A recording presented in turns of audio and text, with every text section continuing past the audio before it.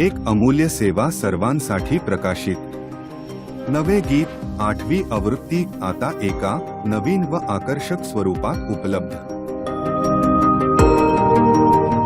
यामध्ये प्रभुसेवक स्वर्गवासी भाऊदास तडके यांनी रचलेली गीते आहे. त्यासोबत प्रचलित मराठी, हिंदी व इंग्रजी अशा 3 भाषिक गीतांचा संग्रह आहे. एकंदर 525 गीते आहेत. गीतांच्या चालीकरिता शेवटच्या पानावर QR कोड देण्यात आला आहे. आपली प्रत मागविण्यासाठी या क्रमांकावर संपर्क साधावा. धन्य येशू नाम.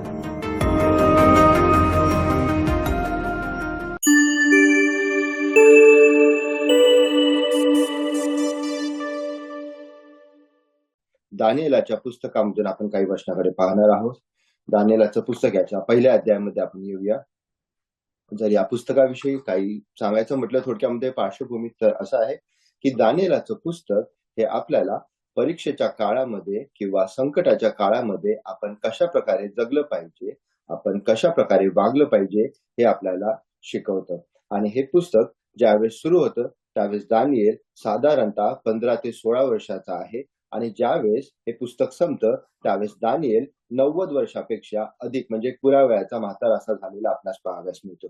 आणि ह्या त्याच्या सर्व पिरियड मध्ये दानिएल हा बंदिवासामध्ये होता आणि बंदिवासामध्ये असताना सुद्धा तो कशा प्रकारे वागला, त्याने कशा प्रकारे परमेश्वराचं भय धरलं ते आपणास इथे पाहाव्यास मिळतं. आणि त्याच्या प्रत्येक लहान मोठ्या कार्यामध्ये तो परमेश्वराला भिवून वागल्यामुळे परमेश्वराने त्याच्याद्वारे किती मोठं कार्य सिद्धीस नेलं हे आपल्याला या पुस्तकामध्ये पाहाव्यास मिळतं. या पुस्तकामध्ये 12 अध्याय आहेत आणि पहिले 6 अध्याय आपण असं म्हणू शकतो जे आपल्याला हिस्ट्री किंवा दानिएलाच्या जीवनाविषयी, त्याच्या मित्रांच्या विषयी आपल्याला पाहाव्यास मिळतात.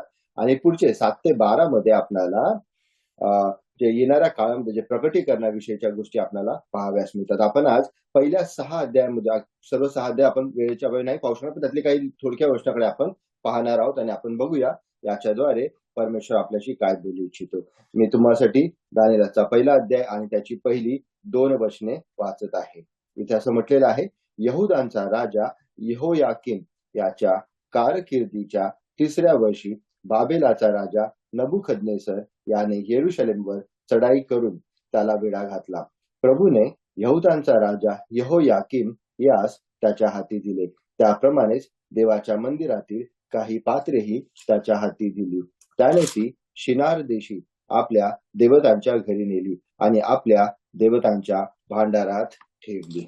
त्यानंतर आपण पाहत आहोत इथे 2ऱ्या वचनाच्या सुरुवातीस दानिएल अशा प्रकारे लिहितो की प्रभूने यहुदांचा राजा यहोयाकीम यास त्याच्या हाती दिले. आणि प्रियांनो, इथे दानिएलाचा देवाकडे पाहण्याचा दृष्टिकोन आपणास पाहाव्यास मिळतो. तो असं म्हणत नाही, तो असं लिहित नाही की यहोयाकीम राजाचा पराभव झाला किंवा तो असंही म्हणत नाही की नबुकदनेसर राजा विजयी झाला. तर त्याने तिथे असं म्हटलेलं आहे की प्रभूने, देवाने यहुदांचा राजा यहोयाकीम यास पराभव दिलेला आहे किंवा यास नबुकदनेसराच्या हाती दिलेला आहे. आणि इथे दानिएलाचा देवाकडे पाहण्याचा दृष्टिकोन आपणास पाहाव्यास मिळतो. आणि तो दृष्टिकोन असा आहे की आपला देव कसा आहे, आपला देव सार्वभौम असा देव आहे. आपला देव अ God is a sovereign God. आणि प्रियांनो, स्वर्गामध्ये पृथ्वीवरती जे काही घडतं ते प्रियांनो आपल्या देवाच्या इच्छेप्रमाणे घडतं. आणि ते इथे दानिएल लिहिताना आपणास पाहाव्यास मिळतं. आणि प्रियांनो, आपण विश्वासणारे या नात्याने जगत असताना ही गोष्ट आपल्याला सुद्धा लक्षात ठेवणं आणि त्याप्रमाणे वागणं हे गरजेचं आहे. ज्या काही गोष्टी आपल्या जीवनामध्ये घडतात त्या देव बापाच्या इच्छेप्रमाणे घडतात. कदाचित ते आज आपल्याला कळणार नाही, असं का झालं, हे चांगलं झालं तर का झालं किंवा वाईट झालं तर का झालं. पण प्रियांनो, हे नक्की आहे की विश्वासणाऱ्यांच्या जीवनामध्ये जे काही घडतं ते देवाच्या इच्छेनुसार घडतं आणि ती त्याची इच्छा आहे. आणि हा एक पहिली आपण इथे गोष्ट पाहत आहोत की आपला देव कसा आहे. आपला देव सार्वभौम असा देव आहे. God is a sovereign God. आणि दानिएल याविषयी इथे लिहिताना आपणास पाहाव्यास मिळतं. आपण पुढे जाऊया आणि आपण अजून 2 वचनं वाचूया. वचन 6 आणि 7. इथे असं म्हटलं आहे, या तरुण मंडळीत यहुदा वंशातले दानिएल, हनन्या, मिशाएल व अजर्या हे होते. खोजाच्या सरदाराने त्यास येणेप्रमाणे नावे दिली. दानिएलास बेलशेझर, हनन्या शद्रक, मिशाएलास मेशक व अजर्यास अबेदेnego. मित्रांनो, इथे ज्यावेळेस राजाला बंदिवासात नेलेलं आहे त्यावेळेस काही तरुण लोकांना सुद्धा त्यांनी तिथे बंदिवासामध्ये नेलेलं आहे. आणि तिथे या तरुण आहेत आणि हे तरुण सुद्धा तिथे बंदिवासामध्ये आहेत. त्यामध्ये दानिएल पण एक आहे. आणि ते 6व्या वचनामध्ये असं म्हटलेलं आहे, यांनी काय केलेलं आहे की ह्या लोकांची नावं चेंज केलेली आहेत. दानिएल या शब्दाचा अर्थ होतो गॉड इज माय जज. देव माझा न्याय करता आहे, देव माझा शासन करता आहे, असा या दानिएल या शब्दाचा अर्थ होतो. आणि आपण पाहतो की इथे या लोकांनी काय केलेलं आहे, इथे या लोकांनी त्या दानिएलाचं नाव चेंज केलेलं आहे. त्यांनी त्याचं नाव दानिएलापासून काढून त्यांनी बेलशेझर असं ठेवलेलं आहे.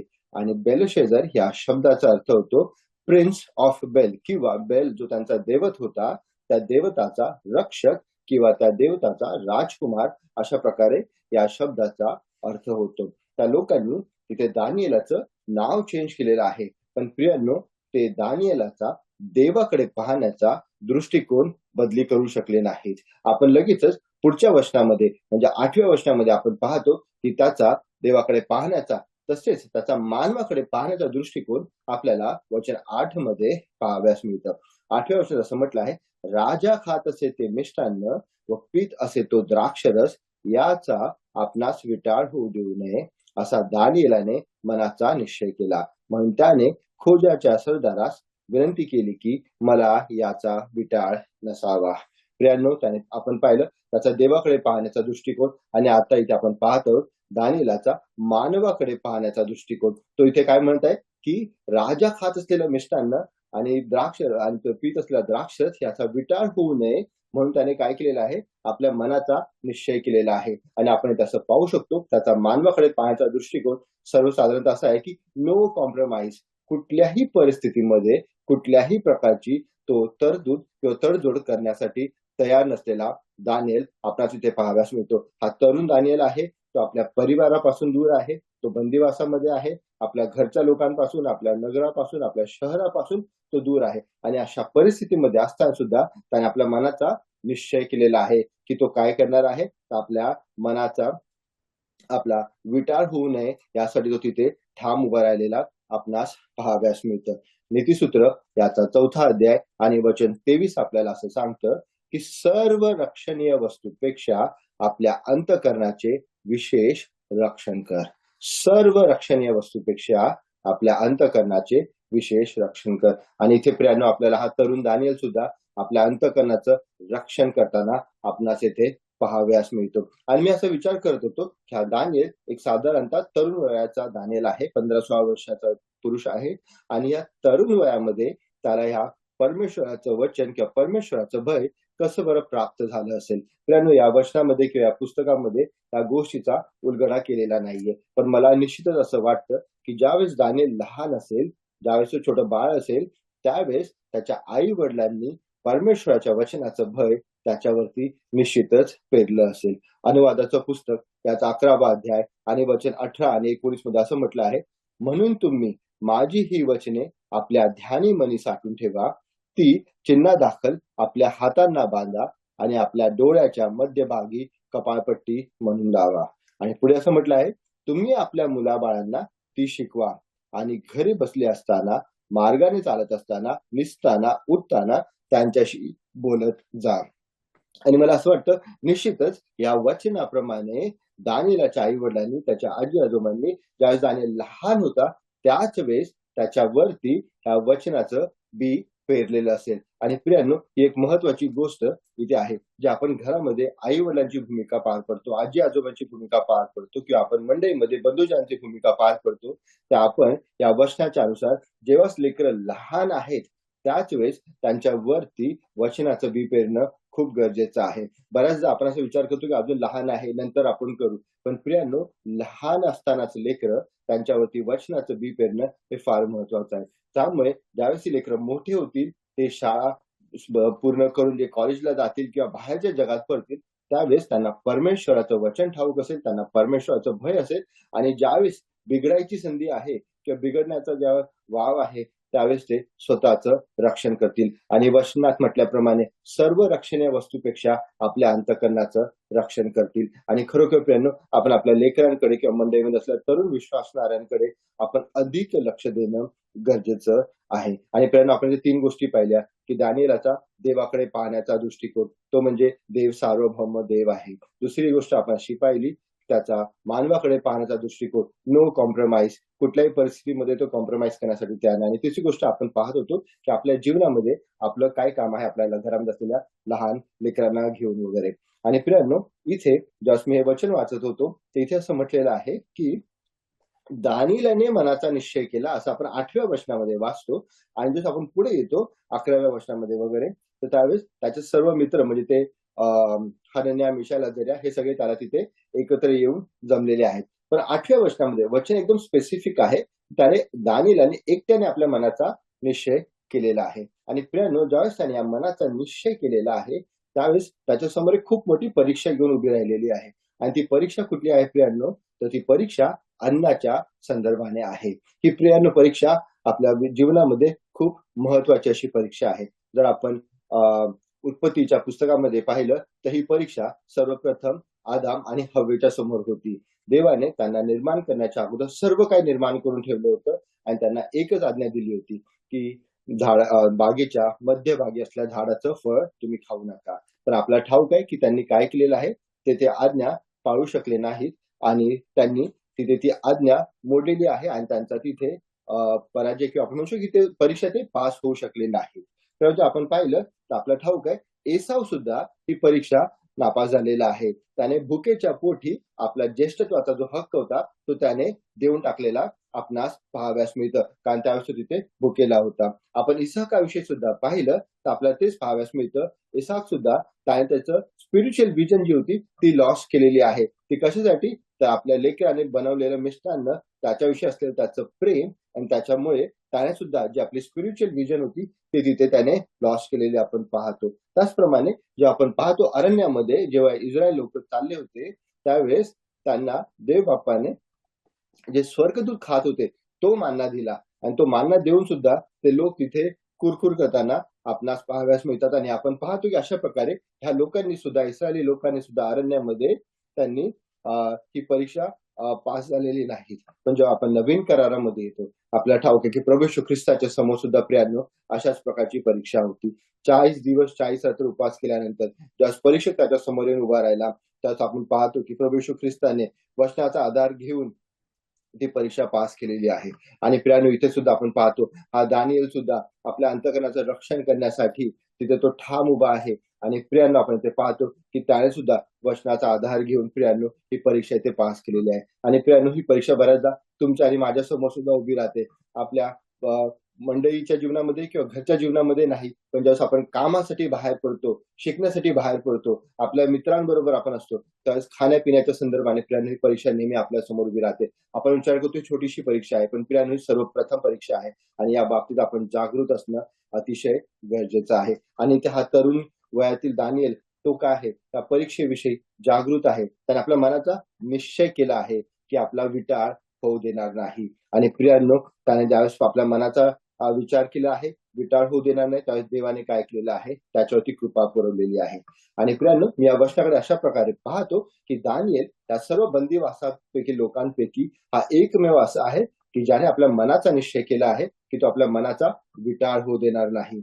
आणि त्यावेळेस हे जे बाकीचे 3 पुरुष होते, हनन्या, मिशाएल आणि अझरिया, प्रियांनो, हे पाहत होते की आपल्यापैकीच एक पुरुष, एक तरुण तो देवासाठी ठाम उभा आहे. बहुतेक यांना त्यावेळेस प्रभूसाठी उभं राहण्याची हिंमत नसेल, पण ज्यावेळेस त्यांनी पाहिलं की आपल्यापैकी एक तरुण प्रभूसाठी उभा आहे, आपला विटाळ होऊ देऊ नये म्हणून तो ठामपणे उभा आहे, त्यावेळेस यांनी सुद्धा आपली हिंमत बांधलेली आहे आणि ते जाऊन त्याला मिळालेले आहेत. आणि प्रियांनो, इथे आपल्याला एक गोष्ट शिकावयास मिळते की प्रभूसाठी ठाम उभं राहणं. जेव्हा आपण आपल्या घरामध्ये प्रभूसाठी ठाम उभं राहतो, आपण कुठल्या प्रकारची तडजोड करत नाही, तर आपल्या घरामध्ये पाहणारे आपले लहान लेकरं जे आपल्याकडून शिकत असतात. मंडळीमध्ये असणारे तरुण बंधुजन किंवा नवीन विश्वासणारे आपणास पाहत असतात. आणि एवढंच नाही प्रियांनो, तर आपल्या कामामध्ये सुद्धा जेव्हा आपण प्रभूसाठी ठाम उभं राहतो, आपला विचार करायचा नाही असा जेव्हा आपण निश्चय करतो, अविश्वासणारे लोक सुद्धा आपल्याला पाहत असतात आणि ते आपल्याकडून शिकत असतात. आणि ज्यावेळेस आपण अशा प्रकारचा निश्चय करू त्यावेळेस प्रभू आपल्या जीवनातून, आपल्या जीवनाच्या साक्षीतून या विश्वासणाऱ्या आणि अविश्वासणाऱ्या लोकांना बऱ्याचशा गोष्टी शिकवत असतो. आणि म्हणून प्रियांनो, प्रभूमध्ये कुठल्याही प्रकारची तडजोड न करता ठाम उभं राहणं खूप गरजेचं आहे. आणि ज्यावेळेस आपण उभं राहतो त्यावेळेस प्रभू आपल्याला आशीर्वाद दिल्याशिवाय राहणार नाही. वचन 17 मध्ये असं म्हटलं आहे, या चौघा तरुणास देवाने सर्व विद्या व ज्ञान यात निपुण व प्रवीण केले. हो, ज्यावेळेस आपण परमेश्वराचं भय धरतो आणि परमेश्वराच्या आज्ञा मानतो त्यावेळेस परमेश्वर आपल्याला निश्चितच आशीर्वादित केल्याशिवाय राहणार नाही. आपण इथे पहिल्या अध्यायातून सर्व गोष्ट पाहतो. आपण पटकन पुढच्या अध्यायाकडे जाऊया. आणि पुढच्या अध्यायामध्ये अध्याय 2 मध्ये नबुकदनेस्सर राजाला एक स्वप्न पडलेलं आहे आणि त्या स्वप्नामुळे तो राजा बेचैन झालेला आहे. आणि तो त्याचे सर्व जे हुशार ज्ञानी लोक होते त्यांना विचारत आहे की तुम्ही माझं स्वप्न सांगा आणि स्वप्नाचा अर्थ पण सांगा. पण प्रियांनो, तिथे कोणालाही त्या गोष्टीचा स्वप्न आणि स्वप्नाचा अर्थ सांगता आला नाही. आणि राजाने आज्ञा दिलेली आहे की तुम्हाला काय करायचंय, या सर्व ज्ञानी पुरुषांचा वध करायचा आहे. आणि ज्यावेळेस हे लोक दानिएलाचा वध कराव्यास गेले त्यावेळेस त्याने चातुर्याने तो राजाच्या सरदाराशी बोललेला आहे. राजाकडून सुद्धा त्याने वेळ घेतलेला आहे आणि त्याने एक सुंदर अशी गोष्ट केलेली इथे आपणास पाहाव्यास मिळते. प्रियांनो, ज्यावेळेस तुमच्यावरती आणि माझ्यावरती सुद्धा संकट येतं त्यावेळेस आपण काय करतो, तेव्हा आपण परमेश्वराकडे जातो आणि आपण प्रार्थना करतो. आणि इथे असं म्हटलेलं आहे, दानिएलाने सुद्धा तेच केलेलं आहे. दानिएलाने परमेश्वराकडे जाऊन प्रार्थना केली आहे. पण त्याने एक विशेष गोष्ट इथे केलेली आपणास पाहाव्यास मिळते. आपण वाचूया 2 अध्याय आणि याचं 17वं वचन. इथे असं म्हटलं आहे, यावर दानिएलाने आपल्या घरी जाऊन आपले सोबती हनन्या, मिशाएल व अजर्या यांस ही हकीकत कळवली. त्याने सर्वपर्यंत हकीकत कळवली आणि बाबेलाच्या इतर ज्ञानाबरोबर आपला व आपल्या सोबत्यांचा घात होऊ नये म्हणून दानिएलाने त्यांस विनंती केली की या रहस्य संबंधाने स्वर्गीय देवाने आपणावर दया करावी असे त्याजवळ मागावे. प्रियांनो, खूप सुंदर अशी गोष्ट आहे. त्याने एकट्याने जाऊन प्रार्थना केली नाही, तर त्याने ही हकीकत आपल्या मित्रांना सांगितली आणि त्यांना विनंती केली की ह्या रहस्याच्या संबंधाने तुम्ही जिवंत देवाच्या जवळ मागावे. आणि प्रियांनो, इथे एक सुंदर गोष्ट आपल्याला पाहाव्यास मिळते, ती म्हणजे फेलोशिप इन प्रेयर. आपली प्रार्थनेमध्ये असलेली सहभागिता प्रियांनो इथे आपणास पाहाव्यास मिळते. प्रियांनो, आपण एकट्यात प्रार्थना नेहमीच करतो, पण ज्यावेळेस आपण बंधुजन मिळून किंवा आपण परिवार मिळून एकत्र येतो आणि परमेश्वराजवळ मागतो तर परमेश्वर आपली प्रार्थना निश्चितच ऐकेल. आणि ते दानिएलाने आपल्याला एक सुंदर उदाहरण दिलं आहे की फेलोशिप इन प्रेयर. आपल्याला ठाऊक आहे, प्रभुवारी मंडळीमध्ये बसण्यासाठी जागा नसते, पण ज्यावेळेस प्रार्थनेच्या सभेची वेळ येते त्यावेळेस मोजकीच लोके आपल्याला त्या प्रार्थना सभेमध्ये किंवा आपल्या मंडळीमध्ये पाहाव्यास मिळतात. पण प्रियांनो, एक सुंदर अशी गोष्ट आहे की फेलोशिप असणं, प्रार्थनेमध्ये एकमेकांच्या बरोबर असणं प्रियांनो अतिशय गरजेचं आहे. प्रियांनो, आपला वेळ होत चाललाय, म्हणून आपण एक शेवटची गोष्ट पाहूया. आपण दानिएलाचं पुस्तक याच्या 6व्या अध्यायामध्ये आपण येऊया आणि इथे आपण अजून एक शेवटची गोष्ट पाहूया. प्रियांनो, इथे आता दारियावेश राजा सत्तेवरती आहे. म्हणजे साधारणतः हा 4था राजा आहे आणि हे 3रं साम्राज्य आहे. सध्या मेडो पर्शियन साम्राज्य आहे आणि ह्या साम्राज्यामध्ये दानिएल आहे. मी पहिली 2 वचनं तुमच्यासाठी वाचतो. दारियावेश राजाने आपल्या मर्जीप्रमाणे आपल्या सर्व साम्राज्यात 120 प्रांताधिकारी नेमले. त्यावर 3 अध्यक्ष नेमिले. दानिएल त्यापैकी एक होता. राजाने राजाचे काही नुकसान होऊ नये म्हणून प्रांताधिकाऱ्यांनी आपला हिशोब त्या तिघांस द्यावा असे ठरविले. प्रियांनो, आता काय झालेलं आहे, हा 4था राजा आहे, हे 3रं साम्राज्य आहे. आणि आपल्याला ठाऊक आहे, ज्यावेळेस राजा चेंज होतो, ज्यावेळेस साम्राज्य चेंज होतं त्यावेळेस राजाचे जे खास लोक आहेत, जे ज्ञानी लोक आहेत किंवा जे विद्वान आहेत, त्याचे सरदार आहेत, ते सर्व काही टीम प्रियांनो चेंज केली जाते. पण इथे आपण पाहतो, इथे काय झालेलं आहे, राजे चेंज झालेले आहेत, साम्राज्य चेंज झालेले आहेत, पण दानिएल हा तिथेच आपल्यास पाहाव्यास मिळतो. इनफॅक्ट तिथेच नाही तर तो त्याच्या हुद्द्यामध्ये खूप वरती वाढलेला आपल्यास पाहाव्यास मिळतो. तो 3 अध्यक्षांपैकी एक झालेला इथे आपल्यास पाहाव्यास मिळतो. आणि वचन 3 सांगतं, दानिएल त्या अध्यक्षात व प्रांताधिकाऱ्यात श्रेष्ठ ठरला, कारण त्याच्या ठाई उत्तम आत्मा वसत होता. त्याला सर्व राज्यांवर नेमावे असा राजाचा विचार होता. प्रियांनो, एक आपल्या कॉर्पोरेट जीवनाविषयी किंवा आपल्या उद्योग व्यवसायाच्या जीवनाविषयीचं एक सुंदरसं चित्र आपल्याला इथे पाहाव्यास मिळतं. राजा चेंज झाला, साम्राज्य चेंज झालं, पण तो दानिएल, तो परमेश्वरामध्ये एवढा विश्वासू आहे, तो त्याच्या राजांबरोबर एवढा विश्वासू आहे, त्याच्यामुळे तो तिथे चेंज झालेला नाही, तर तो तिथेच आहे आणि आपल्या कार्यामध्ये, आपल्या पदामध्ये तो वाढत आहे. आणि तसं म्हटलंय 3ऱ्या वचनामध्ये की त्याला सर्वांपेक्षा उंच अशा ठिकाणी बसवावं असं राजाच्या मनात आलं. आणि ते का आलं तिचं म्हटलं आहे तिथे की कारण त्याच्या ठाई उत्तम असा आत्मा वसत होता. पुढे असं म्हटलंय वचन 4 मध्ये, असे असता राज्य कारभारा संबंधाने दानियेला विरुद्ध काही निमित्त शोधण्याचा प्रयत्न त्या अध्यक्षांनी व प्रांताधिकाऱ्यांनी चालविला, पण त्यास काही निमित्त किंवा दोष सापडेना, कारण तो विश्वासू असून त्याच्या ठाई ठाई काही चूक किंवा अपराध सापडला नाही.